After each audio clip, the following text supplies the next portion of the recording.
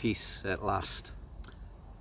I don't know what your house is like at the moment, but with 3 boisterous teenage girls, not to mention my crazy dog, I need quiet places like this to escape to. And I'm lucky to have this right at the bottom of my garden. As an outdoor person, I just love the countryside and crave the solitude and beauty of nature. So even in lockdown, I seek out places just like this, calm places, peaceful places.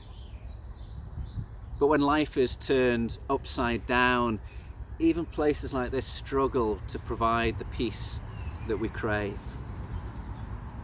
One such time was when we were expecting our first child, and my mother-in-law Agnes was diagnosed with cancer, and we entered a highly stressful period, a time when peace was elusive, as we tried to support her and my father-in-law and protect our unborn child. And it was frustrating as we battled the system to get the right treatment and attention that my mother-in-law needed. And the cancer became quite aggressive and the treatment slow to come. She ended up spending time in hospital as the staff treated the cancer, but she swung between being in a great pain to being so drugged up that she had no idea where she was or what was going on.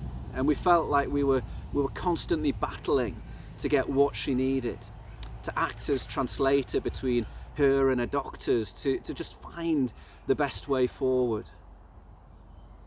And a couple of months before the baby was due, I had to go away for a week of assessment to complete a course I'd been doing.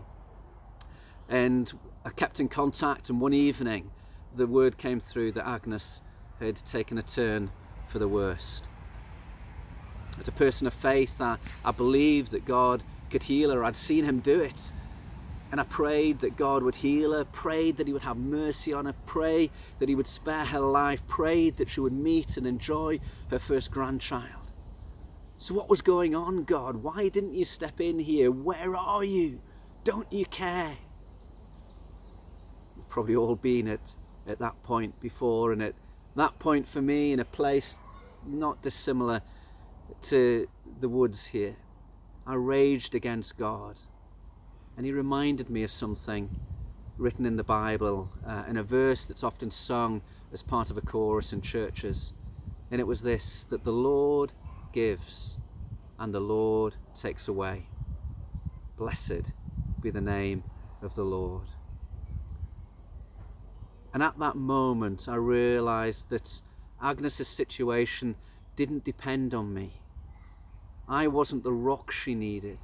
I was not her saviour. God had all of that in control.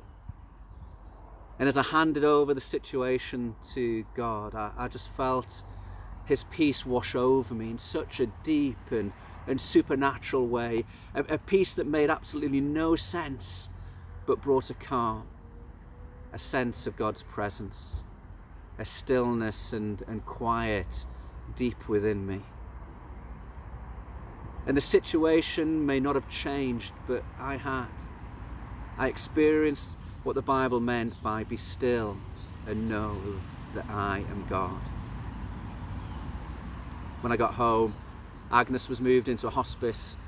There her pain was managed and she knew what was going on. She knew who people were. She met and held her first grandchild, and she also found peace. And over the years, I've learnt that God often answers in our troubles, not with words thrown across an empty void, but with his presence. God with us. Somehow his presence calms the storm and makes a difference. And I pray that whatever troubles you today, whatever you face today, that you would find the peace and the stillness of God's presence. Perhaps in places like this.